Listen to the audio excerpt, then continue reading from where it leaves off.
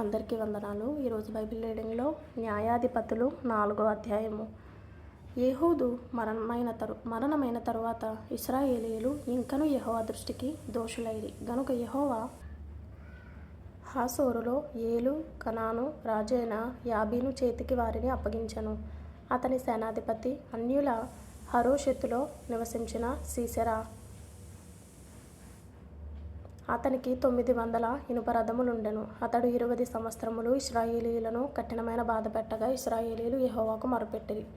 ఆ కాలమున లప్పీదోతునకు భార్య అయిన దెబోరా అను ఒక ప్రవక్తి ఇశ్రాయేలీయులకు న్యాయాధిపతినిగా ఉండెను.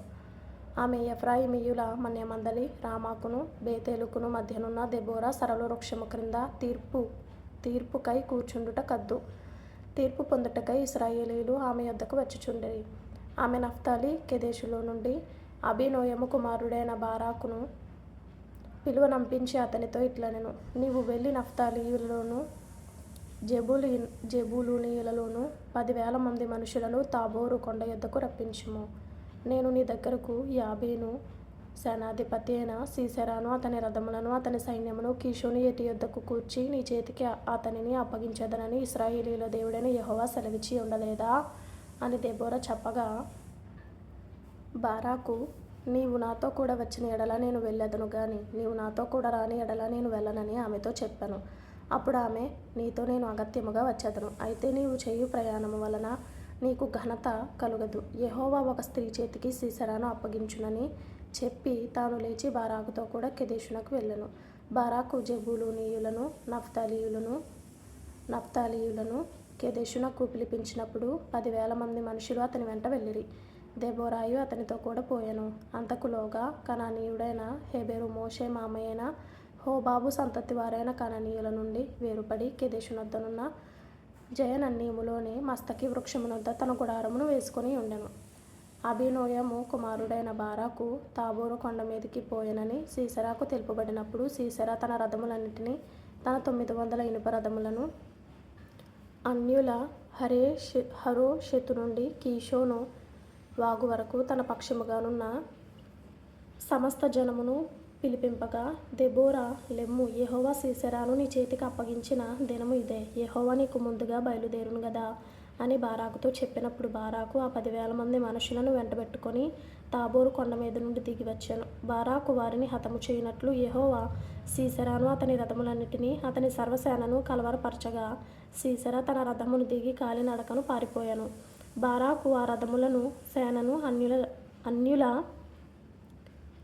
హరోషెతు వరకు తరుమగా సీసెరా యొక్క సర్వసేనయు కత్తివాత కూలెను, ఒక్కడైనను మిగిలి ఉండలేదు.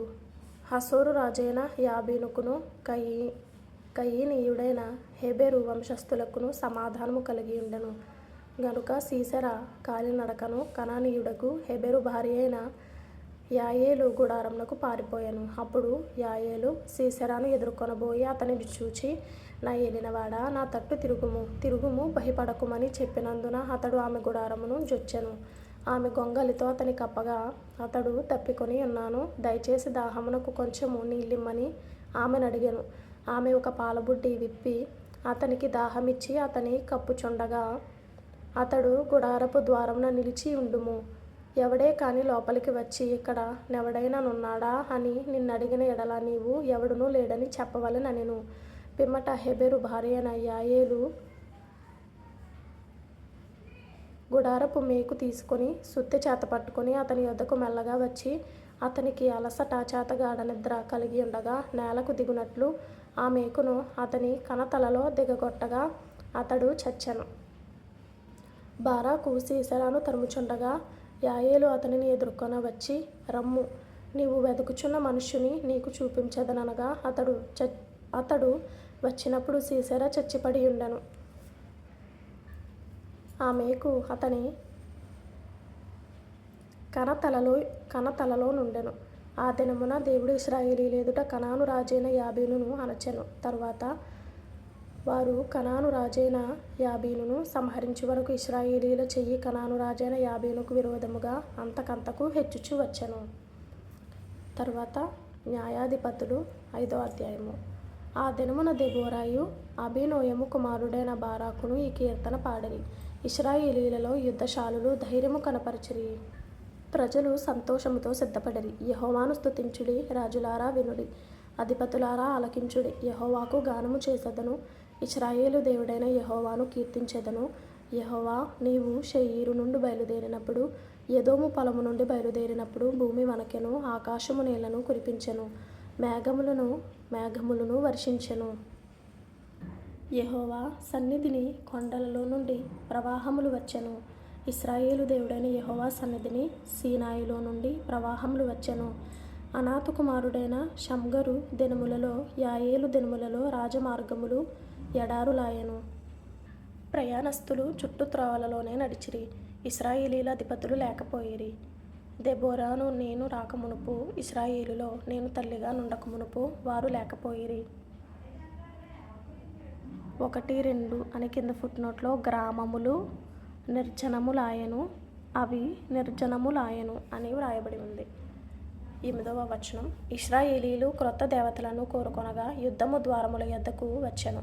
ఇశ్రాయేలీలలో 40,000 మందికి ఒక కీడమే గాని ఈటెయే గాని కనబడలేదు. జనులలో ఇశ్రాయేలీల అధిపతులు సంతోషముతో సిద్ధపడిరి. వారి యందు నాకు ప్రేమ కలదు, యెహోవాను స్తుతించుడి. తెల్లగాడిదల నెక్కువారలారా, తివాసుల మీద కూర్చుండు వారలారా, త్రోవలో నడుచువారలారా, ఈ సంగతి ప్రకటించుడి. విలుకాండ్ర ధ్వనికి దూరముగా నుండువారు, నీళ్లు చేదుకొని స్థలములలో నుండువారు యెహోవా నీతి క్రియలను ప్రకటించెదరు. ఇశ్రాయేలు గ్రామములలో ఆయన జరిగించు నీతి క్రియలను వారు ప్రకటించెదరు. వినుటకై యెహోవా జనుల ద్వారములలో కూడుదురు. దెబోరా మేలుకొనుము, మేలుకొనుము, దెబోరా మేలుకొనుము, మేలుకొనుము. బారాకు కీర్తన పాడుము. అబీనోయము కుమారుడా, లెమ్ము, చెరపట్టిన వారిని చెరపట్టుము. ప్రజల వీరులలో శేషించిన వారును కూడి వచ్చిరి. శూరులలో యెహోవా నాకు సహాయము చేయవచ్చెను. అమాలేకీయులలో కాపురమున్న ఎఫ్రాయిమీయులను, నీ తరువాత నీ జనులలో బెన్యామీనీయులను, మాకీరు నుండి న్యాయాధిపతులను, జెబూలూనీయుల నుండి నాయక దండము వహించువారును వచ్చిరి. ఇశ్శాఖారీయులైన అధిపతులు దెబోరాతో కలిసి వచ్చిరి. ఇశ్శాఖారీయులను బారాకును అతివేగమున లోయలోనికి చొరబడిరి. రూబేనీయుల కాలువల యొద్ద జనులకు గొప్ప హృదయాలోచనలు కలిగెను. మందల అయ్యలను వినుటకు నీ దొడ్ల మధ్యను నీవేళ నివసించితివి. రూబేనీయుల కాలువల యొద్ద జనులకు గొప్ప యోచనలు కలిగెను. గిలాదు యొర్దాను అద్దరిని నిలిచెను. దానీయులు ఓడల దగ్గర ఏల నిలిచిరి. ఆషేరీయులు సముద్ర తీరమున తమ అఖాతముల యొద్ద ఏల నిలిచిరి. జెబూలూనీయులు మరణ భయము లేక ప్రాణము తృణీకరించుకొనిన జనము.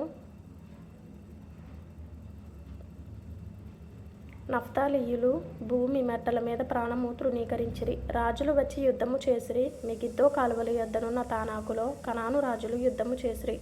వెండి లాభము వారు తీసుకొనలేదు. నక్షత్రములు ఆకాశము నుండి యుద్ధము చేసెను. నక్షత్రములు తమ మార్గములలో నుండి సీసెరాతో యుద్ధము చేసెను. కీషోను వాగు వెంబడి, పురాతనపు వాగైన కీషోను వెంబడి వారు కొట్టుకొని పోయిరి. నా ప్రాణమా, నీవు బలము పూని సాగుము. గుర్రముల డెక్కలు శూరులను త్రొక్కెను. గుర్రములు ఎగసి ఎగసి శూరులను త్రొక్కెను. యెహోవా దూత ఇట్లనెను, మెరోజును శపించుడి, దాని నివాసుల మీద మహాశాపము నిలుపుడి. యెహోవా సహాయమునకు వారు రాలేదు. బలిష్ఠులతో కూడి యెహోవా సహాయమునకు వారు రాలేదు. కయీనీయుడైన హెబెరు భార్య యాయేలు స్త్రీలలో దీవెన నొందును. గుడారములలో నుండి స్త్రీలలో ఆమె దీవెన నొందును. అతడు దాహమడిగెను, ఆమె పాలు తెచ్చి ఇచ్చెను. సర్దారులకు తగిన పాత్రతో మేగడ తెచ్చి ఇచ్చెను. ఆమె మేకును చేత పట్టుకొనెను. పనివాని సుత్తెను కుడి చేత పట్టుకొని సీసెరాను కొట్టెను. వాని తలను ఆమె పగులగొట్టెను. ఆమె అతని తలను సుత్తెతో కొట్టగా అది పగిలెను. అతడు ఆమె కాళ్ళ యొద్ద కృంగిపడి పరుండెను. ఆమె కాళ్ళ యొద్ద కృంగిపడెను. అతడు ఎక్కడ కృంగెనో అక్కడనే పడి చచ్చెను. సీసెరా తల్లి కిటికీలో నుండి చూచెను. అల్లిక కిటికీలో నుండి చూచి కేకలు వేసెను. రాక అతని రథము తడవు చేయనేలా, అతని రథముల చక్రములు ఆలస్యము చేయనేలా. ఆమె యొద్దనున్న వివేకము గల రాజకుమార్తెలు ఈలాగుననే ఉత్తరమిచ్చిరి. ఆమె తనకు తాను మరల ఇట్లనుకొనుచుండెను, వారికి దొరికెను గదా, దోపుడు సొమ్ము పంచుకొనుచున్నారు గదా. యోధులందరూ తలా యొక్క స్త్రీని తీసుకొందురు, 2 స్త్రీలు వారికి దొరుకుదురు. సీజరాకు రంగు వేయబడిన వస్త్రం ఒకటి దోపుడు సొమ్ముగా దొరకును. రంగు వేయబడిన విచిత్ర వస్త్రం ఒకటి దోపుడుగా దొరకును. రెండు వైపులా రంగు వేయబడిన విచిత్రమైన వస్త్రము దోచుకొనిన వారి మెడలకు తగిన వస్త్రం ఒకటి దొరకును. యెహోవా నీ శత్రువులందరూ అలాగుననే నశించెదరు. ఆయనను ప్రేమించువారు బలముతో ఉదయించు సూర్యుని వలె నుందురు అని పాడిరి. తరువాత దేశము 40 సంవత్సరములు నిమ్మలముగా నుండెను. న్యాయాధిపతులు 5వ అధ్యాయము 31వ వచనంలో ఇంపార్టెంట్ అయిన మాట, యెహోవా నీ శత్రువులందరూ అలాగుననే నశించెదరు. ఆయనను ప్రేమించువారు బలముతో ఉదయించు సూర్యుని వలె నుందురు. 1 సంవత్సరంలోపు బైబిల్ పూర్తి చేయాలి అనే ఆశ కలిగిన వారు ఫాలో చేయండి, లైక్ చేయండి, షేర్ చేయండి, సబ్స్క్రైబ్ చేసుకోండి. ప్రభు మీకు తోడైండును గాక. ఆమేన్.